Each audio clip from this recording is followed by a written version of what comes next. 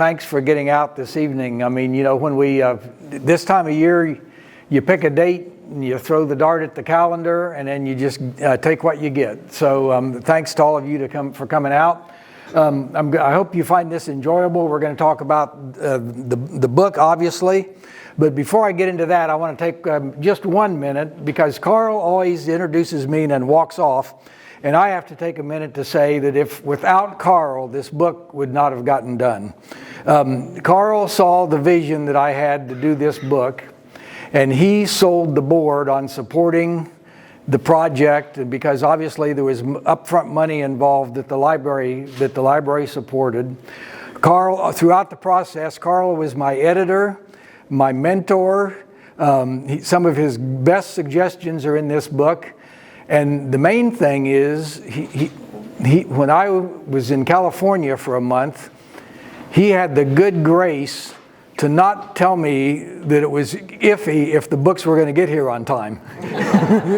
So he sweated blood for me on that, and we got the books the day before the rollout. So if you would, give Carl a hand, because... All right. So obviously what I'm going to talk about tonight is primarily the Big Dig, and that is the story of the digging of the subway through Mattoon. And several people have asked me right kind of from the get-go, you know, what was the motivation to do this book? And most of you know we've created the History Center here, and we've got the big display on the Big Dig. And part of that display is a result of the fact that we were able to buy 70 8x10 glass plate negatives that were taken during the time of the project by the Illinois Central photographers. And don't worry, you don't have to see 70 slides tonight. In fact, I usually don't like to do PowerPoints because I think sometimes they're a distraction, but I'll tell you up front, there is no text on these slides, so you don't have to try and read anything. But the other reason, I think really the biggest motivation, other than the fact that those of you that know me, I always kind of had it in the back of my mind, I'd like to write a book. But the main reason for putting this together, even the display, is as we have visitors come here to the History Center, even lifelong residents of Mattoon are surprised to find out that trench, canyon, subway that goes right through the middle of Mattoon was man-made. And it was done for several reasons. And so to me, that's a very important story that really has defined the development of Mattoon in the last 100 years. And it's a very important story from the standpoint of the engineering and the logistics that went into it. So those are some of the things that we're going to talk about just a little bit this evening. And I'm going to keep a weather eye. I'm not going to keep you guys, I mean, I can start talking right now and keep you all till midnight, but I'm cognizant of the weather, so we're not going to do that. So most of you know that Mattoon was founded when the two railroads came through here. And when that happened in June, they actually crossed in June of 1855. And the circumstances for that were that what was then known as the Terre Haute and East Alton Railroad was being built from Terre Haute to East Alton. And back in the early railroad days, most of the railroads took their names from their terminus points or from a major city that they served. So that railroad was called the Terre Haute and East Alton Railroad. And the Illinois Central Railroad was building south from Chicago down to Cairo. And so they were bound to cross somewhere out on the prairie. And the place they crossed is what became Mattoon.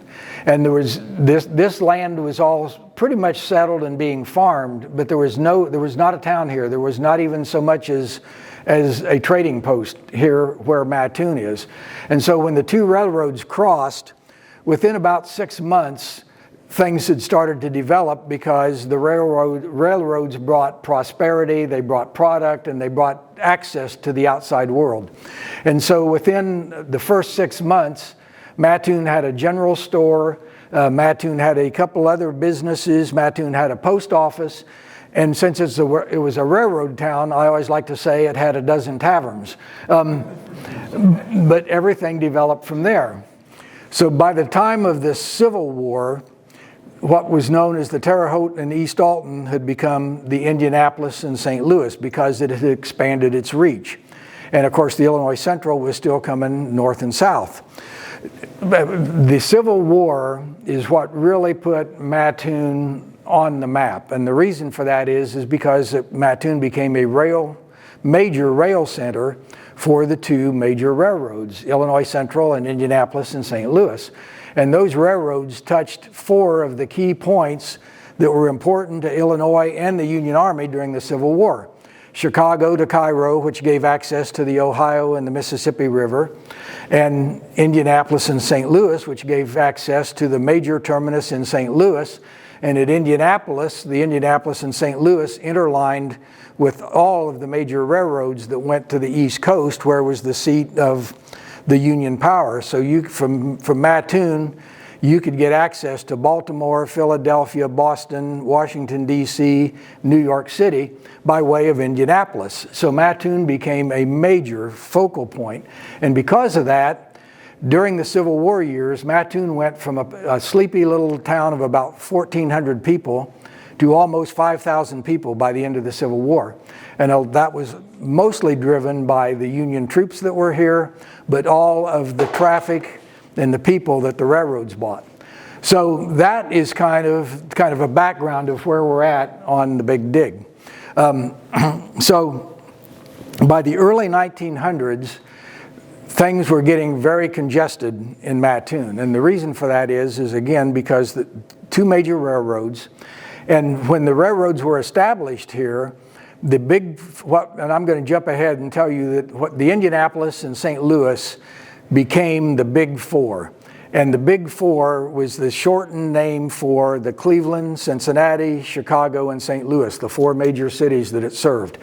And eventually it became part of the New York Central system. But for the purpose of my talk here, I'm going to continue to call it the Big Four, because that's kind of what I always knew it as. And if I jump back and forth, it gets confusing. So the interesting thing that came about was what I'm calling the Big Four beat the Illinois Central to the crossing by 1 day.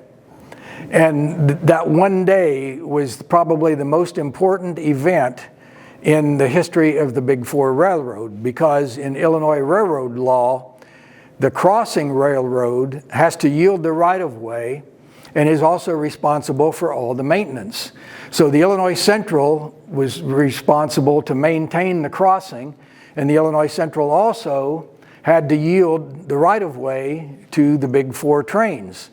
And as we got into the early 1900s, traffic had increased a lot, and so that put a real onus on the Illinois Central. So one thing that we're going to talk about here, and this is a little faded because of the light, but I hope you can see it. And what I want to point out here, because we're going to talk about in kind of detail, so here's the crossing. Here's where we crossed right here. And as you can see, the Big Four had all these tracks, all these sidings, all these switch tracks. And then over here on the western side, behind what we all know as House Brothers and De Beers, there's more switch tracks. So this was a very busy intersection for the Big Four. And so the Illinois Central was finding itself having to yield to the Big Four trains basically all day long. And in railroad terminology, some of you railroad fans know, to railroads, time is what? Money. And every minute that an Illinois Central train was stopped waiting on a Big Four train was money out of the pocket of the Illinois Central. The other thing that comes into play here is, and this is probably as important, the Illinois Central had a 2-rail main line through here, but Mattoon, some of you may not realize it, but if you ride bikes like I do, and you grew up down on Annis, and you had a bike with only 1 gear, on 14th Street, from Annis Avenue to Broadway is uphill like this. You don't realize it in an automobile, but it is a tremendous grade. And so what happened was, as the trains got longer and heavier, the Illinois Central trains needed the momentum to make the ridge, because the Big Four came right through here, and that part of Mattoon is on a ridge, still is today. So a combination of events began to take place. So the Illinois Central, as the trains got longer and heavier, the rule was that on a crossing, from either direction, the trains had to stop 100 foot back from the crossing, make sure the crossing was clear, and then proceed. That didn't cause too much trouble for the Big Four trains because they were on the ridge and they had pretty much of a level grade. But by the time you got a 100 train coal drag coming up from southern Illinois on the Illinois Central, if they didn't have the momentum, they couldn't make that grade. So it became common practice to run the crossing. And up through the early 1900s, I have lists of close calls, minor collisions, derailings, and what have you, because this was kind of a congested crossing. And everybody, the people of the Mattoon community, the Mattoon administration, the Illinois Central, and in fact the Big Four, because the Big Four guys, they were all trained men too, and they knew what it took to stop a train dead and get it started back up. So everybody just turned a blind eye. They didn't pay any attention to the fact that the Illinois Central was routinely running the crossing. Now, the other big factor that came into play here that I'm giving you the background here for what's going to happen is, so this is our crossing, and these are called diamonds. This is where the two rails cross. So right here is the Big Four going east and west, and actually it's going northeast to southwest because it goes through Mattoon as an angle, as you can see right there. And then here's the Illinois Central going north-south. So, and this is kind of a fun little thing. This is the crossing gate. And any of you have ever seen a rolling locomotive, how many of you think that would stop diddly squat? So its only function really was to indicate who had the right of way. But so the other part of our story that we're going to get into in some detail is this is the Essex House. And so the Essex House was the iconic Mattoon, what was really kind of referred to as Union Station. It had been built it started in 1855 and through a series, right after Mattoon had started. Interestingly enough, I've also had, there's kind of the idea that this was the Mattoon's first hotel, if in fact it was the third hotel. The first hotel, and this is kind of an interesting little story, William B. Mattoon was one of the partners of the construction company that built the Terre Haute and Alton Big Four Railroad. So that's why Mattoon is named for him, because a lot of the early property holders in Mattoon thought if we name the town after him, he'll spend money here. And he was from Springfield, Massachusetts. And that's where his construction company was from. So he built the first hotel in Mattoon, which was across the street from the Essex House, back over here off on Broadway, and he named it for a state. So he was from Massachusetts, so obviously the hotel was the Massachusetts Hotel, right? It was the Pennsylvania House. And I've never figured out why, but he called it the Pennsylvania House. So that was the first hotel in Mattoon. But anyway, back to the Essex House. It was started in 1855 and it was completed in 1859. And a lot of luminaries stayed there. When they had the Lincoln-Douglas debates, Douglas stayed there. U.S. Grant is presumed to have stayed there when he was in Mattoon. I don't have a good documentation on that, but it's kind of an urban story. But we're into the early 1900s. The hotel has gotten extremely dilapidated. It's run down. It's lived its life. The city fathers are constantly on the railroads to do something about the Essex House because it served as the ticket office and the waiting room, the baggage room, the restaurant, and the hotel for both railroads. And it was just in a state of disrepair. So starting about 1905, 1906, there was a big movement in Mattoon to build a new Union Station and do away with the Essex House. And both railroads subscribed to the idea, but the problem was they could never agree on where they would put it and where they would share the land.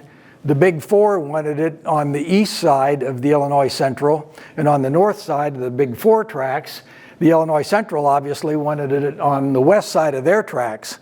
So it just never came to pass. There were several false starts. Excuse me, I'm going to grab my water. There were several false starts to build a new depot, but it never got off the ground. So there's kind of where we are up to 1911. And this is the day that changed everything.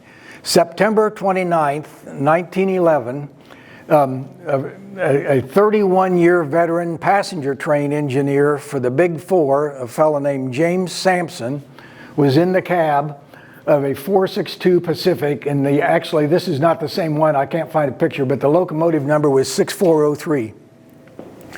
He had stopped 100 feet short of the crossing, as he was required to do, and had just started to slowly go into the crossing. And an Illinois Central fast freight coming from the south, and this is 7:20 at night, and that area was not lit. All you had was the headlight of the locomotive. So the engineer of the Illinois Central train was trying to highball it through the crossing, and he hit this locomotive dead square, flipped it over. 300,000-pound locomotive rolled over and crushed James Sampson, the engineer. And that was the first. There'd been other wrecks, but that was obviously a major fatality. Luckily, the two other men in the cab were injured, but none of the passengers, because it decoupled, and so none of the passengers on the passenger train that this was piloting were hurt. And actually, nobody was hurt in the Illinois Central except for some bumps and bruises.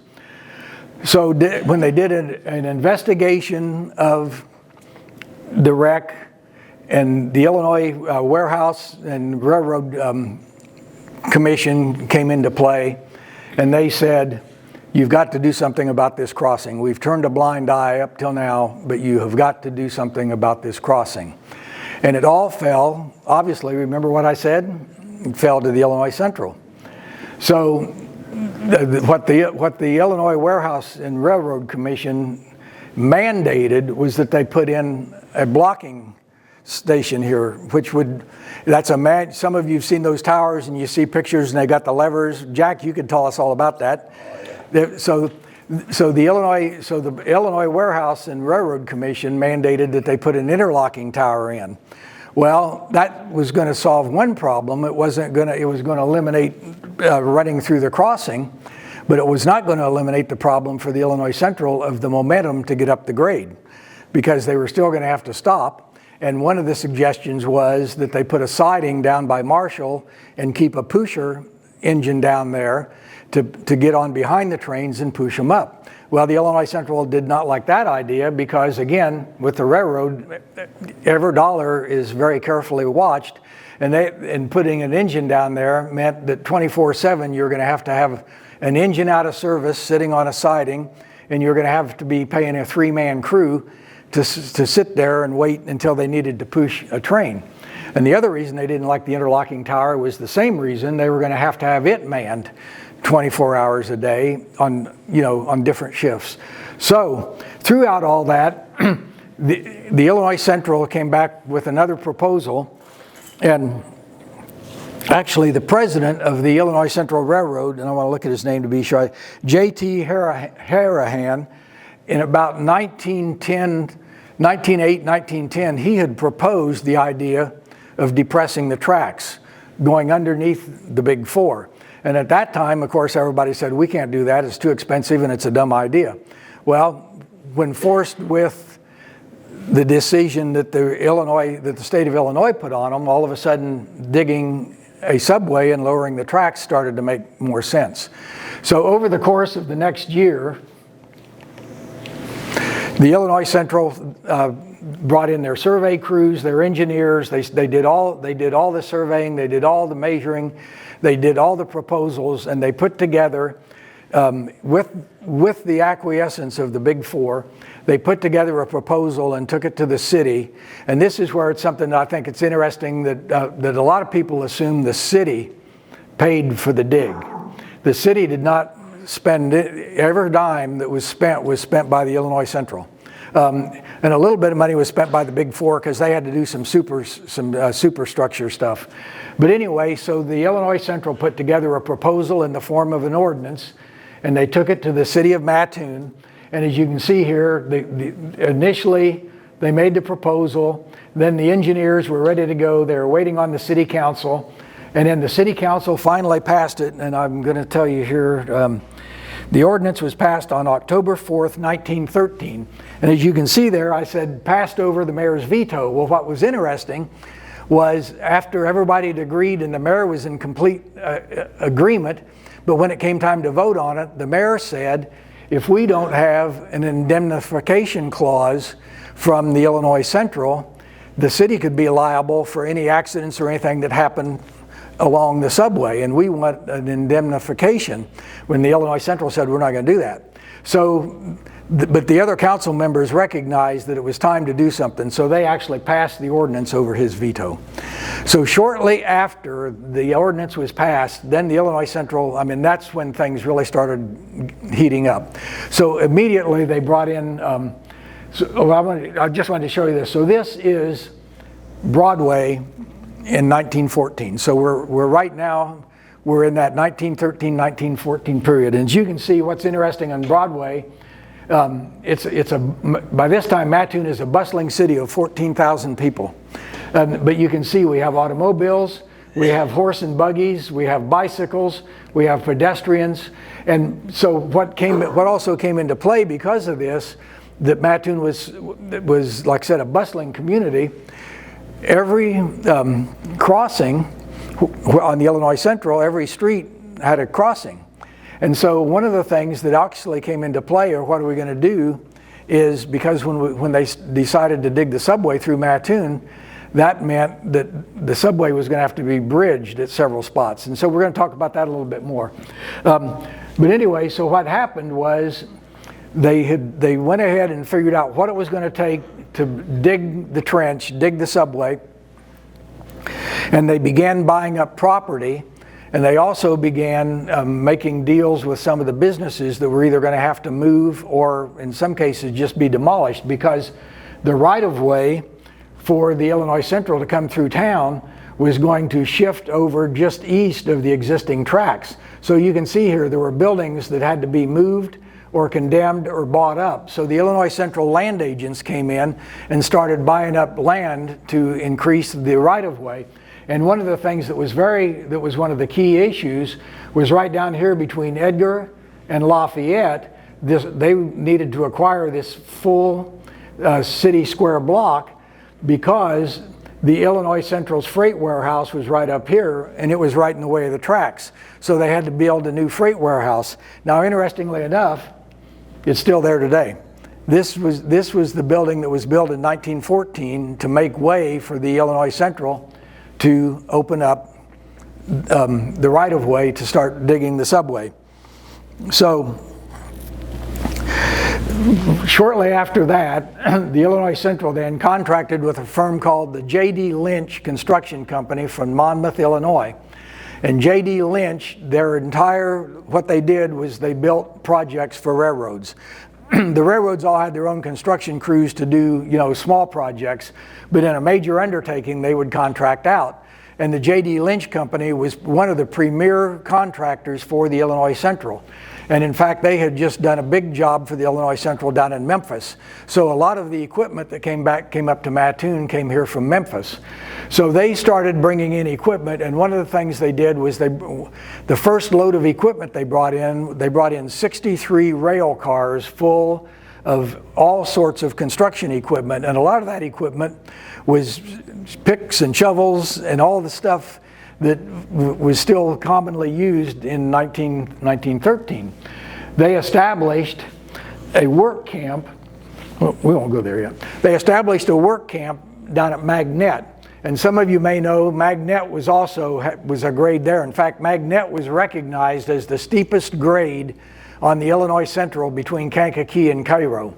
So, and it was also very problematic. So as the engineers put this whole project together, and we'll talk about it a little bit more, but part of the effect of the project was going to be a lot of the dirt that was dug out through Mattoon was going to go down to Magnet to even out that grade. And because there was going to be a lot of work down there, and because it was far enough out of Mattoon, the J.D. Lynch company set up a construction camp down there, and part of the construction company, because they did all the excavation, they were actually a self-contained mini railroad in their own right. They brought in 3 locomotives, they brought in all their own rail cars, they set their own rail, and then because they did all the construction work, so they used all their own equipment. So they set up a complete little village down at Magnet, and they put in their own siding, and they had all their equipment there. They had office cars, they had a cook car, they had bunkhouse cars, and then they built several temporary shacks, like they built an office shack, and then they brought in a lot of laborers, and a lot of the laborers they actually put up in a tent city down there also. So at any given time they had 300 or 400 laborers all living down at Magnet in this work camp. So they arrived and brought all that equipment in about 1913, and it was late in the year. It was actually, I'll tell you when they arrived, just for fun. They arrived in October 16th of 1913 is when the first load of construction equipment came. Now originally the plan was to have this project done before winter, because winter was going to bring things to a halt. Because of the delay in getting the approval from the city council, and in the delay of getting some of the property acquired, some of these folks that lived in this neighborhood went to court because they tried to get more money than what the Illinois Central land agents offered them. So that delayed things while they acquired this land, because they couldn't move forward until they got this warehouse built. And kind of interestingly enough, of the 2, there were 4 people that went to court. 2 of them settled out of court.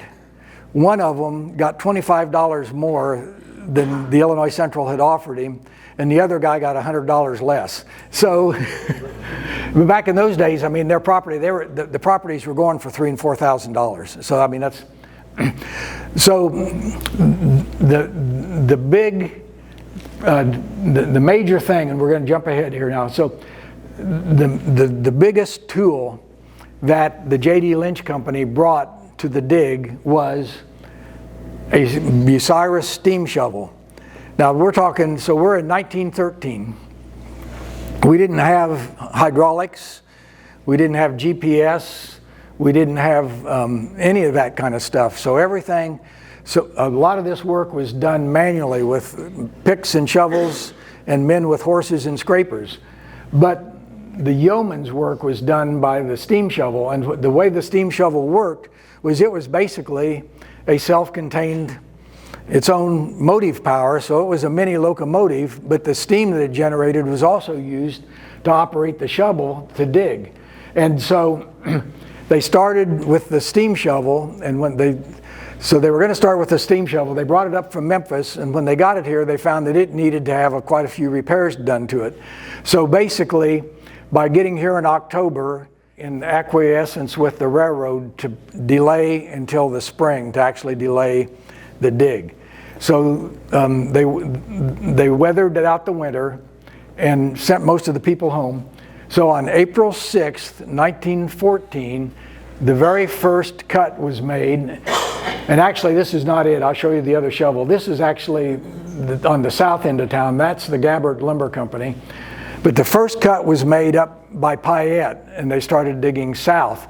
And as they started digging, you remember I said Mattoon was on a ridge? They found out that 2 things entered in. One, because they'd been delayed until late spring.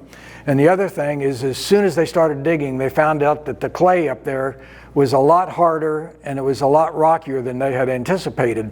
So they immediately decided they were not going to be able to get the dig done with one big shovel. So they subcontracted to a company called Lorimer and Gallagher from Chicago, and they brought a and that's the Lorimer and Gallagher steam shovel right there.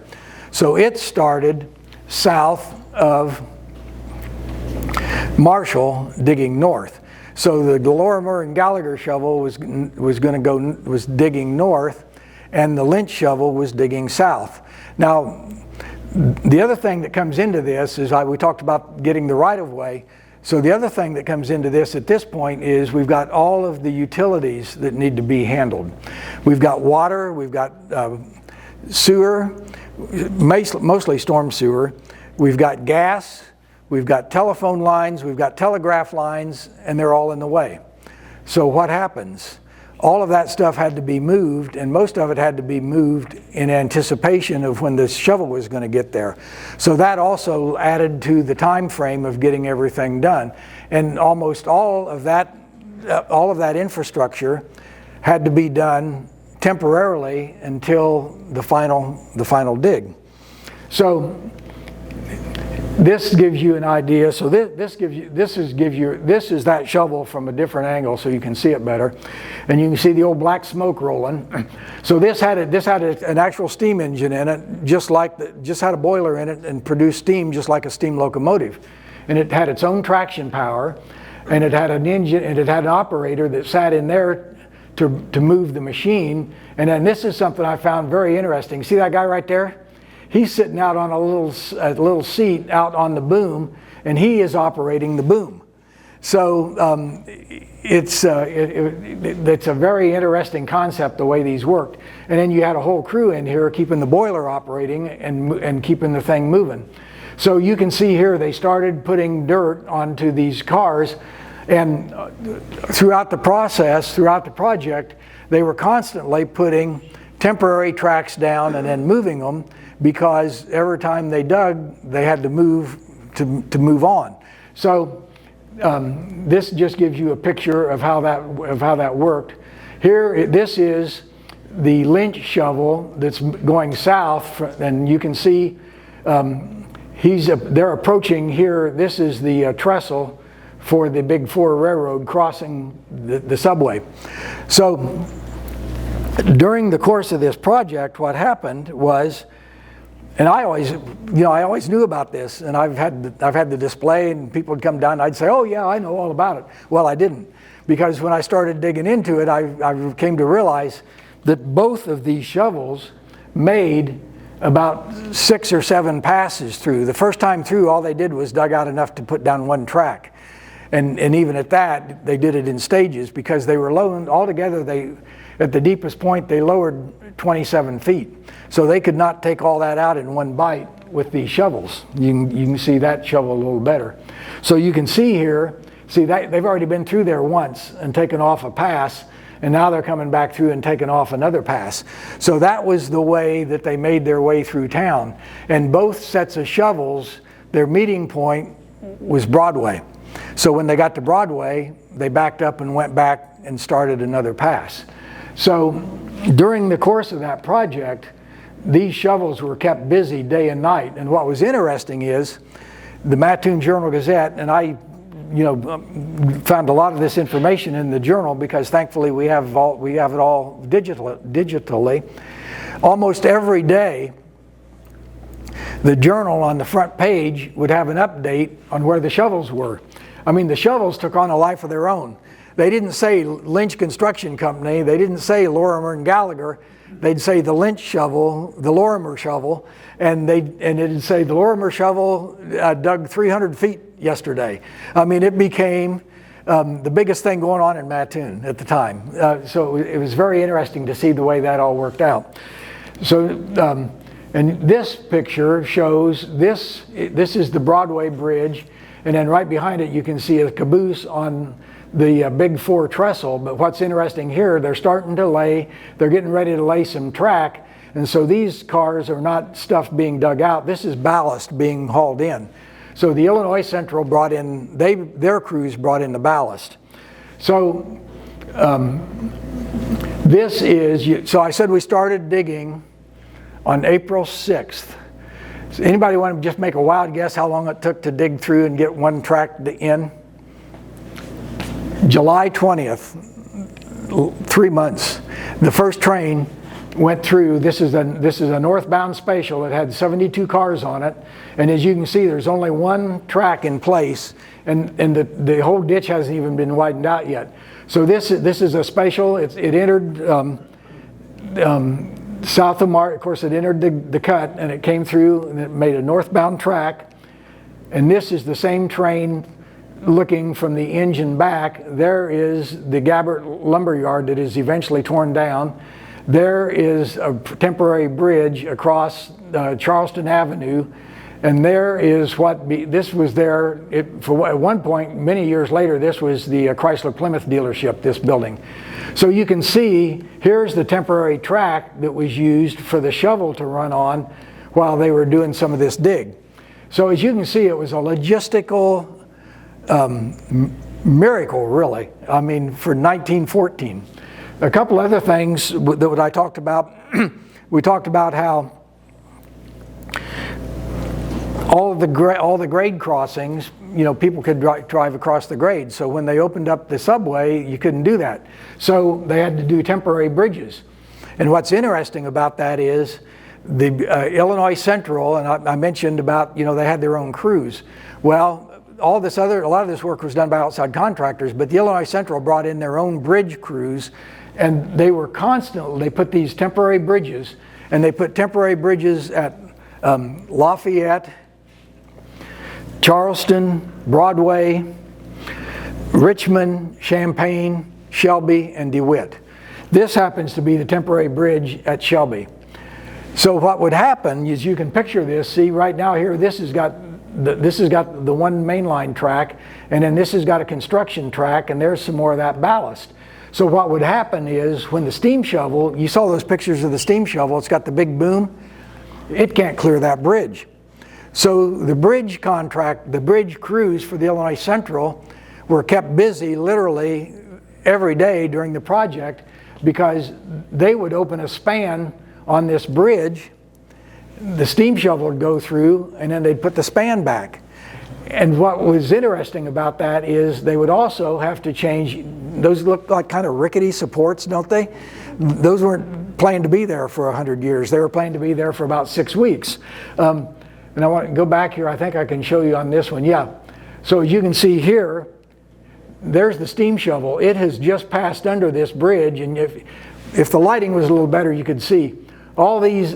There's a swarm of men on here putting this bridge back together, because they were continuously constructing and deconstructing those bridges. And the way that the plan was going to be is no permanent bridges would be built until the entire project was done. So I want to talk for a minute about the Essex. We talked about the Essex house, and we knew that eventually it was going to be gone. So during the course of the project, as you can see here, part of the ground there started subsiding because they opened that up. So you can see here, that used to be somebody's room. So they just opened up the side of the Essex house, and they kept it in business as long as they could. And in order to transfer passengers down, by this time the passenger trains were running in the subway. So they built these temporary stair treads to get people down. And you can see here, anybody know what that building is right now? That's Kelly Helms' chiropractic office. Those of us of an age remember it as the Subway Pharmacy. That's the Frank Ritter drugstore. It's still there. And there's Central National Bank, which still houses Craig and Craig Law Firm. So that kind of gives you a feel for where this is at. And I talked before about the first train through. It was on July 20th. By November 29th, the crossing was the dig was far enough along that they had both main lines running through. And as you can see here, during the course of the project, so I showed you way back on that first slide how the Illinois Central, where it went. Well, all of the dig was done to the east of those tracks, because the Illinois Central kept their mainline tracks in place throughout the project. They never missed a day of running trains. So again, I find that to be very, very interesting. So by the time the major part of the dig was done, and by I got to look here I want to tell you for sure. 1915, the Bates and Rogers Company of Chicago got a contract to build all of the major bridges. I'll come back, I got these in the wrong order. So this is showing you so you can see here the tracks are in place, some of the platforms are in place, there's a passenger car, and here is the Broadway Bridge under construction. And you can tell the Broadway Bridge because it was the only one that had lighting standards on it, as you can see there. So the Bates and Rogers Company had the contract to put in all the permanent bridges. And at the same time that they were doing that, the Big Four Railroad put in a permanent trestle because they had done the same thing. When the Illinois Central crews were putting all those temporary bridges for the trains to keep moving, the Big Four had to keep their trains moving, and they never missed a day. And so they put in a temporary trestle at the crossing point to keep their trains moving. What was interesting is, remember I told you that the two steam shovels worked right up to Broadway and then they backed up? Well, when they got to the trestle, when the Lorimer and Gallagher shovel and the Lynch shovel both got to the trestle for the rail trestle, you had to keep the trains running, so they could not do the full-fledged bridge thing like they'd done for all the temporary bridges, because during the construction period with the temporary bridges, from day to day, for example, if they needed to open up the Richmond Bridge, they would direct everybody to go to Champaign. When they needed to open up the Champaign Bridge, they directed everybody to go to Richmond or to Charleston or to Broadway. You can't tell a train to go someplace else. He's got to cross. So what I found very interesting is the last about 10 feet on either side of the trestle for the Big Four.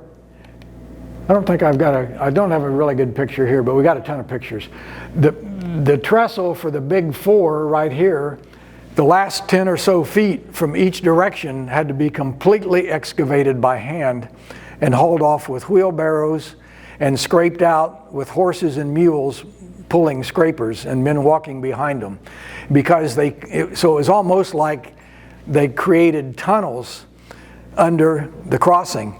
And then when they built the final trestle, they did the same thing. They cut out one of their tunnel supports, put in the permanent support, moved over, cut out the next one, moved over, cut out the next one. So they never lost the timing on the trestle. And what I found to be very interesting, I found a little tidbit. Remember I talked about how the Illinois Central had to maintain that crossing? Well, because there was so much traffic on that crossing up until the time they demoed it, what they found when the Big Four crew came in to finally pull up those diamonds and do away with that crossing, they found that the ballast underneath those tracks was 2 feet thick, because the Illinois Central had just kept throwing in more ballast and more ballast to keep the tracks from sinking because they had so much traffic across that crossing. So again, it was just a nightmare of logistics. So this gives you a picture here. This shows the mainline tracks and a siding. This gives you a little picture of what the retaining walls look like before they went back and put in the permanent retaining walls. And as you can see, they're operating here just as under normal operations. So remember we talked about Union Station. Because of the way the project was done and because of the way the tracks were lowered, the Union Station concept really just fell out of practicality. So both railroads realized they were going to have to build their own station. And the Illinois Central, frankly, was dragging their feet about it because they were still trying to get the Illinois Central, the Big Four, to cooperate with them and build a joint depot. Well, the Big Four on their own decided we're done with this. We've got our right of way. We've got a spot. We're just going to build our own station, and the Illinois Central can just fend for themselves. So I'll give you the exact date here. On August 30th of 1916, the C.D. Mitchell Company from Charleston, Illinois, he was a major general contractor in this area, had the contract and built the new Big Four depot on what's now would be the very south edge of the YMCA parking lot. And you can see some of the buildings on Broadway right behind him. There's the Big 4 grain elevator, which sat on the east side of 16th Street, and those are the two smokestacks from the CIPS generating plant that was on North 14th Street. So this gives you kind of a good picture of how all that fell together. The other thing, I forgot to mention this, I'm going to back up, I want to show you something.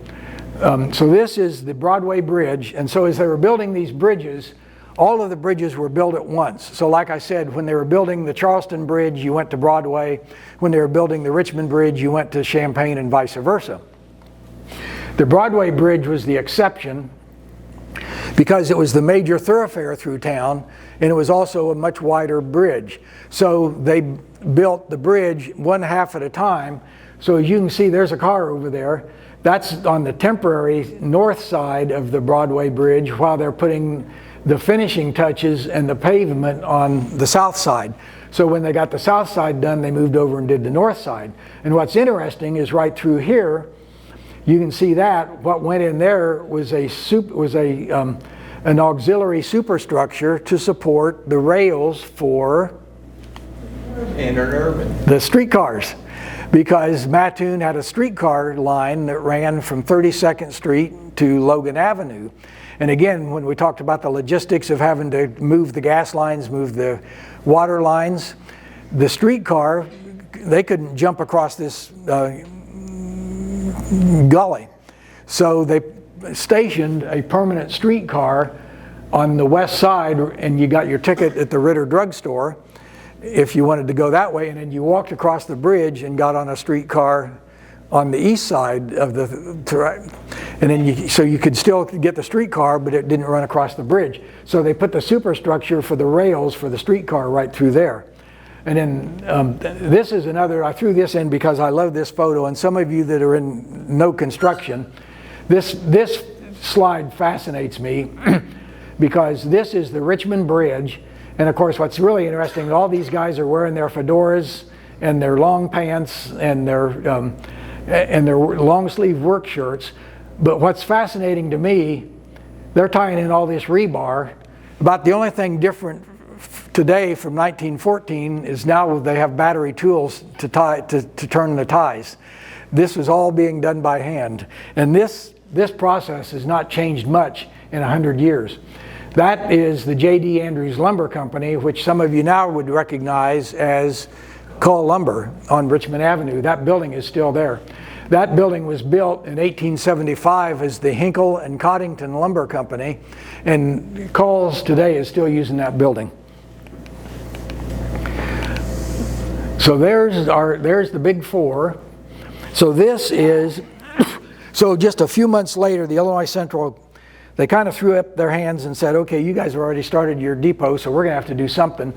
So they determined to build the depot that you all know that's still there today.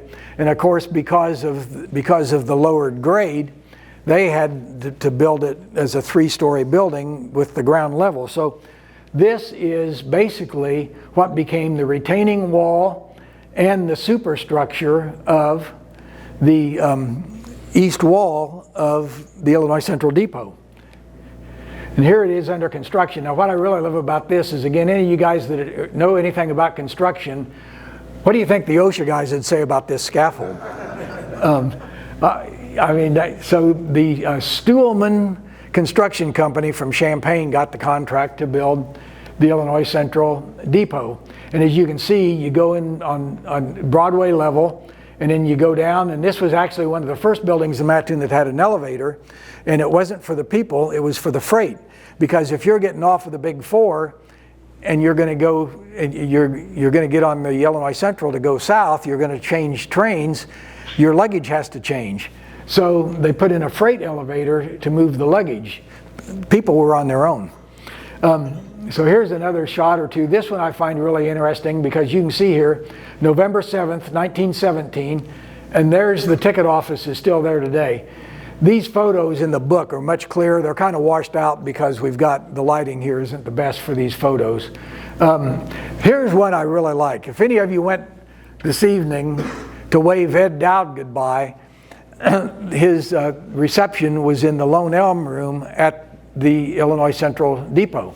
This is the Lone Elm room. And these two guys, I don't know, Heckle and Jekyll, I'm not sure.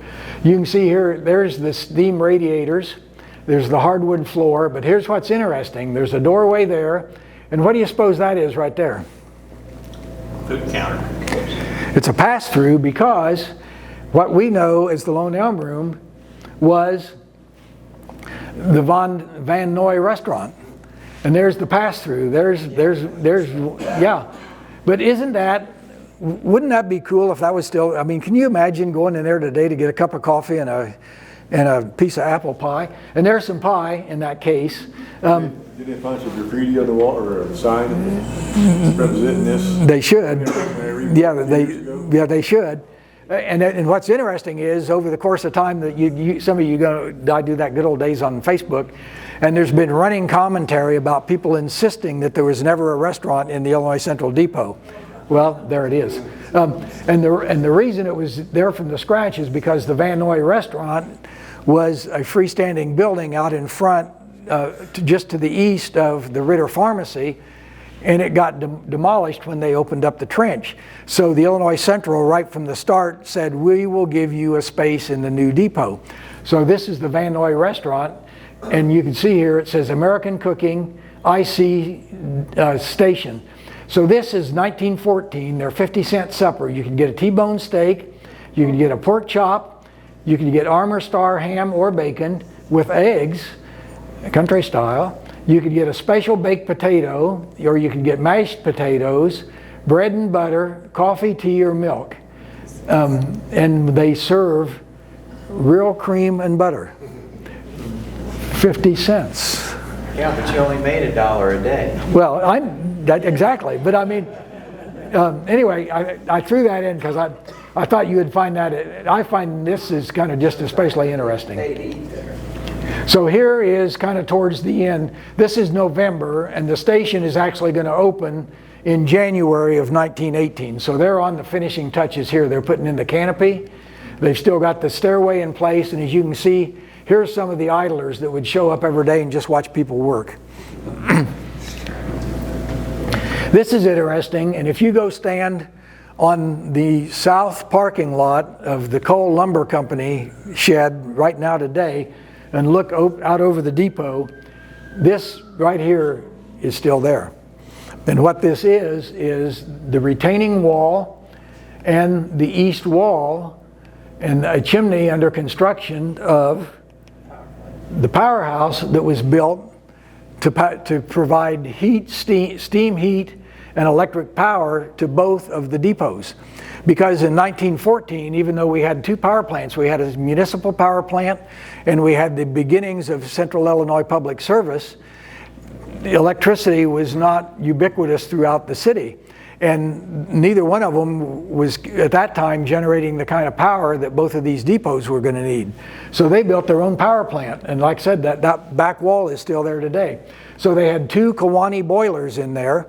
And then they had a steam-driven generator to generate electricity. So the two depots were self-sustaining. So I thought you'd find that I find that really interesting, and especially in light of the fact that that is still there today. And here's in that square, I think maybe they've filled it in a little bit, but as you can see, that's the access for the chimney. How thick was that retaining wall at the base? On the base? You know, I don't know. I don't have a dimension, but probably pretty good size. And the other, so here is, whoops, excuse me. This is the Big Four trestle, and as you can see, it's got very unique construction because nobody did nowadays. If you build a house, they do truss roofs, and you can buy truss floor joists. This was very innovative and very unique at the time, this truss arrangement on the Big Four trestle that went across the opening. I'm going to stop here for just a minute and talk about a couple other things that I think are interesting and people always ask about. And again, I tried not to get too tied up in just the slides, but altogether they hauled out 30,000. Remember those gondola cars that I showed you? Go back a couple. Maybe more than I thought. Yeah, it's more than I could have gone fast forward, probably easier. You're almost there. I'm almost there. Hang on. They hauled 30,000 of these out. And so half of them went down to Magnet to level out the grade. The other half, and initially the Lorimer and Gallagher, in their contract, their first dump was to go to south of Marshall, because part of Illinois Central's overall plan on doing this project was they were going to put in a much more robust switch yard south of Marshall. Well, any of you that have lived down in that area back in the day, that was pretty close to swampland. And in fact, you know, one of the things that the railroad had to do was extend the bridge over the Kickapoo Creek when you got south of town. But half of the dirt went down to Marshall to fill in, to backfill all that area, because eventually they had 12 sets of 12 sidings down there. They could accommodate 1,200 rail cars down there. I'd give anything to see a picture of all those, of that many cars down there, but they had the capacity to accommodate 1,200 rail cars.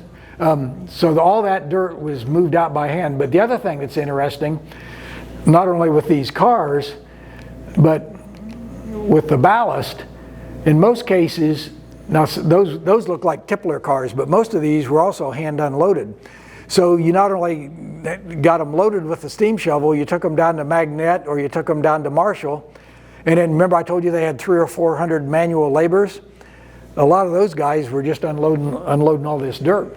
Well, those were narrow gauge cars too also. No, those were standard gauge. They brought in narrow gauge. They brought in a set of narrow gauge that they were going to use, but they turned out they didn't use them because they found out that because of the way they reconfigured the dig, they couldn't accommodate the narrow rail because they were taking out a wider swath, so they just went ahead and put in standard gauge. Everything was standard gauge. It's probably the perspective of the camera. How did they get the dirt from the north down to the south? The same way. Same way they had. They ran between the two. Well, actually, Lynch provided all. So Lorimer and Gallagher provided a shovel and the men to operate the shovel, but the Lynch Construction Company, which was the prime contractor, they at any given day they had 5 trains, 5 of their own locomotives that they brought, running cars, shuttling back and forth. At any given time, they had 5. They had up to 5 work trains moving dirt. So the other integral part of this project, and kind of the last phase of it, was the Illinois Central shops were out at 27th and Charleston. Some of you know that area out there. It's still kind of a no man's land. It's all grown up. It's just never has had anything done to it. This was originally the PD&E, the Peoria, Decatur, and Evansville shops, because the Peoria, Decatur, and Evansville Railroad was the one that ran from Peoria to Evansville, and the one that goes catty corner through Mattoon. And initially it had been the Peoria, Decatur, and Mattoon when it was first built, but then they extended to Evansville, and so Mattoon got lopped off and it became Peoria, Decatur, and Evansville. In 1900 they went bankrupt, and the Illinois Central bought them out of bankruptcy, and the Illinois Central bought them for 2 reasons. One, they wanted the route, and that became part of their Indiana division because it was operated out of Evansville, which was in Indiana. So that became part of their Indiana division. But the other reason they wanted it is because at that time Illinois Central did not have any shops between Centralia and Kankakee. So Mattoon is what? Right squared in this middle of Kankakee and Centralia. So this became major shops for the Illinois Central. Well, those shops had been put in about 1888, and so they had lived their life. So part of this project of the Big Dig, and kind of the last piece, was they put in a new set of roundhouses, and you can see there, May 2nd, 1918. So this project went all the way from really 1913 all the way through 1918 to get to the final stages. So you can see here's part of the new one of the new roundhouses, and there's the old one back there. They kept it in operation, and then here is that same, and with the Illinois Central, we call it roundhouse because that's the term, but it was really a half round. They did not have a full circle. The big 4 roundhouse out at, between 6th and 10th Street was a full circle roundhouse, but it doesn't enter into this story because that was not part of their project. So this is the last slide. Remember we talked about, you can just see here's 1, 2, 3, 4, 5. This is part of that where it started to build up down at Marshall and then south. And so Marshall was the last grade crossing all the way through town, because after you got past Marshall, you got into the grades. And if you remember, I mentioned the temporary bridges.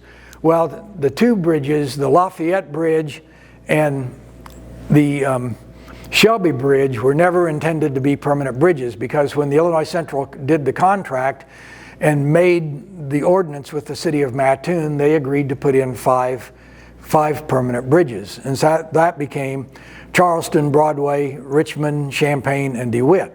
So the Shelby temporary bridge came out, and some of you may remember they left a walking bridge there. And the other thing that was interesting is the people on Lafayette, because that was that was one of the major, nice homes on Lafayette, some good businesses. So the people on Lafayette all came back to the railroad and said, we think you should build us a bridge. And the railroad said, no, we agreed to do 5. If you want a bridge, you got to go back to the city. Well, they took a petition to the city, and you all know where that went, because there's not a bridge on Lafayette.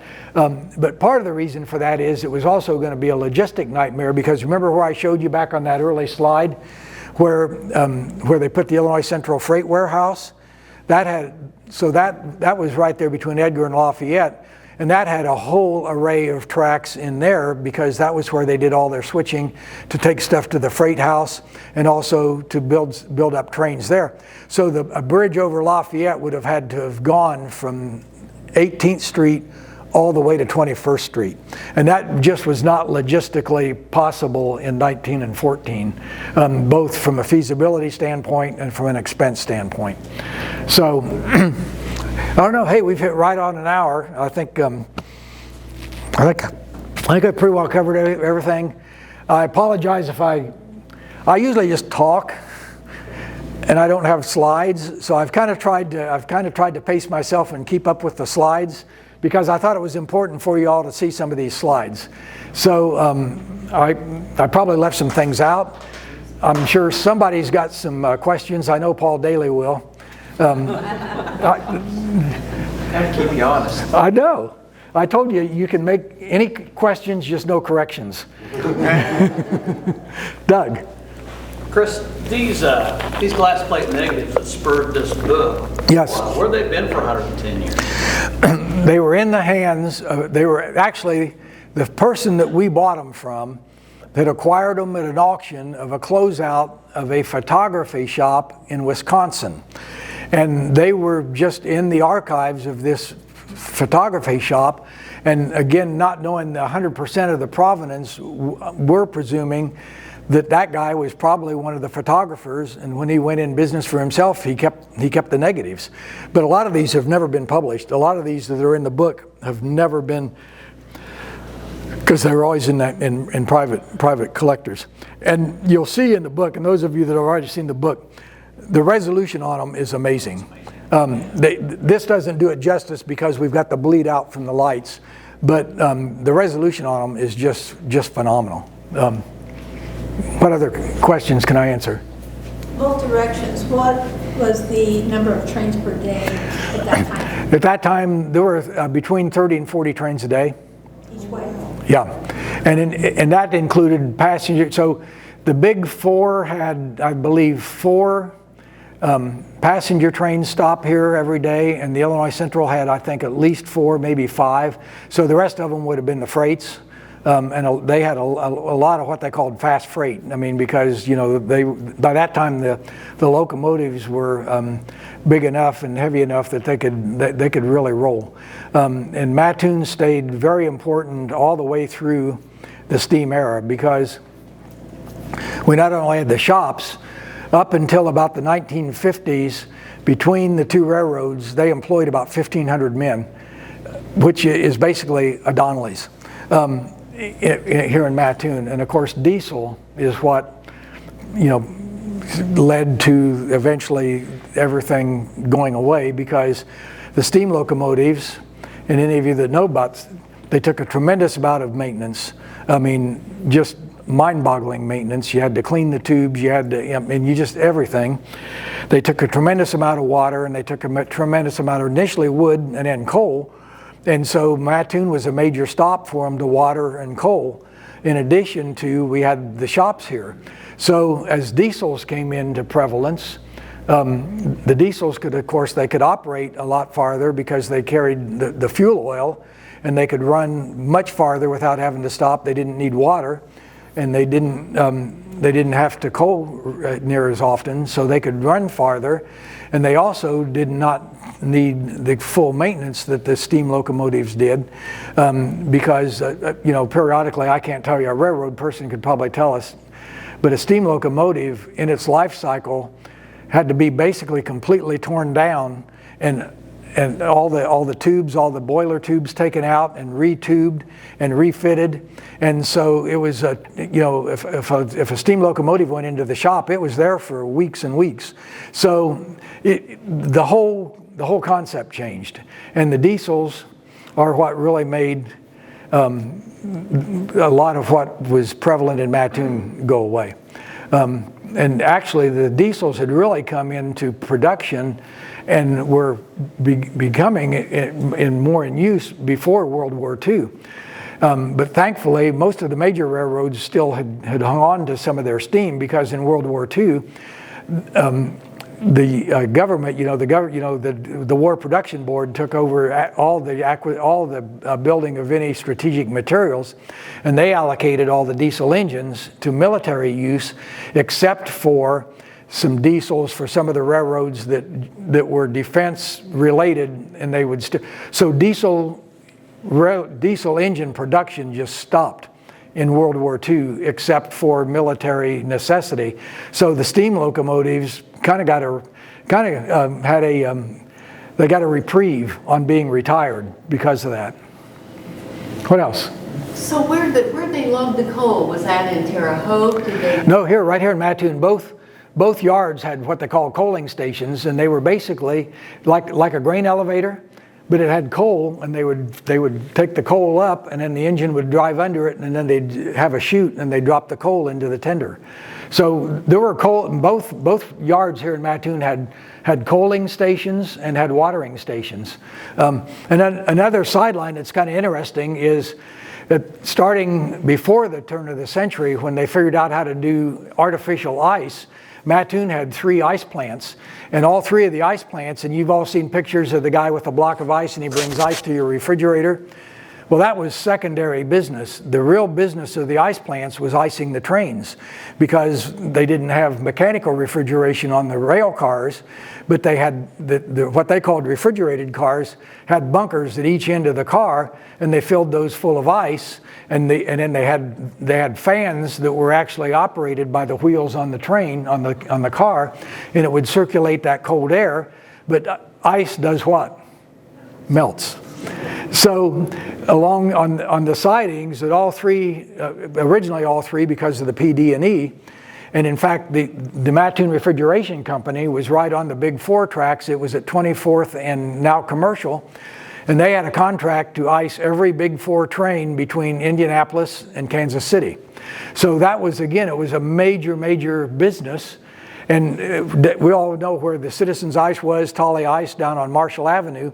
I've got a couple pictures in there. Their icing station, they could ice 17 rail cars at once, because they had this long platform, and they'd conveyor the ice out, and they'd have men out there, and as the ice came out, they'd kick it into the bunkers on the rail cars. And their big business was they iced all the fruit and produce coming up from Mississippi and southern Illinois going north, and they would all stop here and get iced. So again, the impact of the railroads is just hard to really put into words. But the thing of it is, and Doug, I'll get to you in a second, the thing I like to really convey back is this subway project forever changed the landscape of Mattoon, and I think it's important for people to realize how it came to be and why it came to be. The semi-roundhouse and the roundhouse out of 27th and out where the ball fields are now. When was the demise of 1962. that? Was when it tore down? It was torn down in 1962, and the Illinois Central opened a diesel repair shed down south of Marshall. But it was not an overhaul shed. It was just for, I don't know what you do to a diesel, adjust the valves and do whatever. But they tore that down in 62. If any of you get out your phone, don't do it right now, get out your phone, go to Google Earth and put in that 27th, you can still see on Google Earth, you can see the foundation of the roundhouse. It's still there. It's with weeds grown up all around it. I have a weird question. When I was a kid, I was born in '56 in Charlotte. Oh, you're just a youngster. Yes. I remember it was probably early grade school. We were walking to my grade school and there was a train. So let's say, 64? 1964. That train was there forever. I mean, forever. Yeah. So what exactly was happening further down the tracks? Because it was going to the west. It was going to the west? It was going to the west. That'd be a good question. I don't know. I mean, who knows? It could have been a derailment. I mean, that was not uncommon. But I'm glad you mentioned that, because one of the things sometimes I get, with the slides you get focused. One of the things that's interesting, and we go all the way back to, I don't know if this will go back. I think they had another track.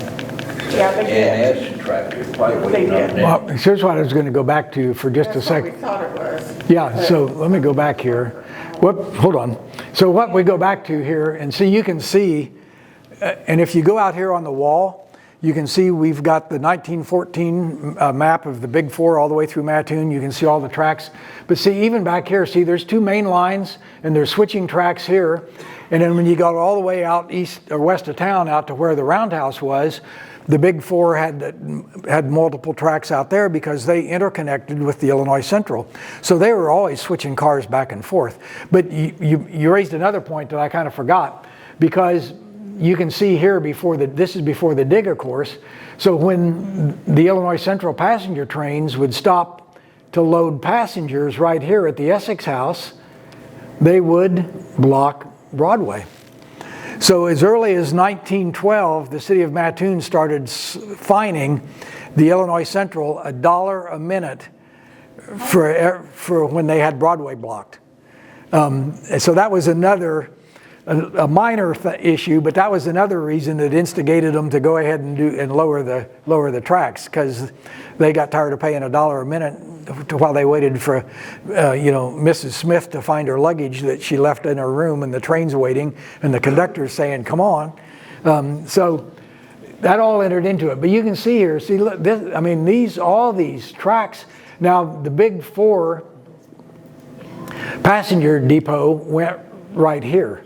The other thing I wanted to point out, so here's the Essex House, here's the Ritter Pharmacy, which we all knew as the Subway Pharmacy, and here's the First National Bank. And the reason I drew this line is because everything west of that line is now gone.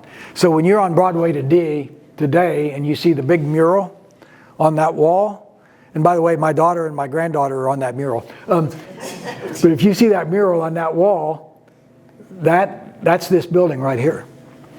And everything else is gone. This is all the parking lot for the depot. And the other thing, if you look real close, again, because these tracks still run at this angle, and if you look real close, the Illinois Central Depot right there is not square to the world. It's because it lines up, it's plumb with the tracks. So it's sitting, so on Broadway, you don't look at it straight on. You look at it at a slight angle. What other questions? Pat? Are there many of these subway projects in the world? This was Mattoon. The Mattoon project was the first project like this that the Illinois Central undertook. And they found it to be such a success that in 1922, remember this is 1914, in 1922 they did a similar project up in Monee, M-O-N-E-E, and a year later, 1923, they did a project in Paxton. And just while I was researching all this, we went up to Paxton because they have a nice little museum in the old freight warehouse, and one Saturday it was open, so we went up. So I drove the Paxton cut, and it's mirrors what they did in Mattoon. Yeah. Well, a little after 7.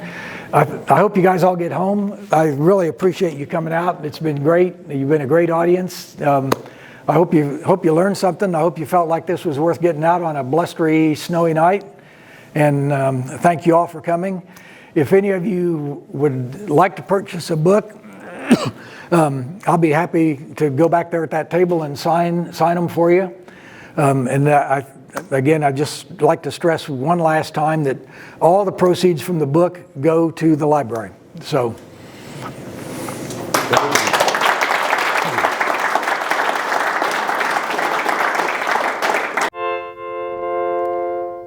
There's an engine at the station and the whistle blows my name. It's calling, calling, calling, come and get aboard the train. My baby's gone and I'm alone to live in misery. I'm gonna call and make a reservation for me. Gonna ride a blue train. Gonna ride a blue train. Gonna ride a blue train. Gonna ride a blue train.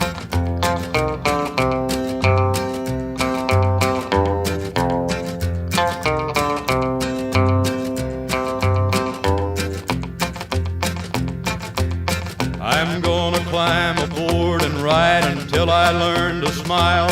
I'll be knocking out the blues while I'm knocking out the miles, with my guitar beating rhythm to the click-clack of the wheels. I'm gonna sing the blues 'cause that's the way that I feel. Gonna ride a blue train. Gonna ride a blue train. Gonna ride a blue train. Gonna ride a blue train.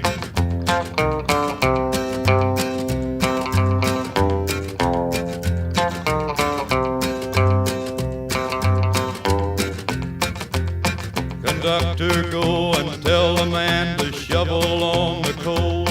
It doesn't seem as half as bad as long as I can roll. Give me another ticket and I'll stay and ride with you. There's nothing left to live for in the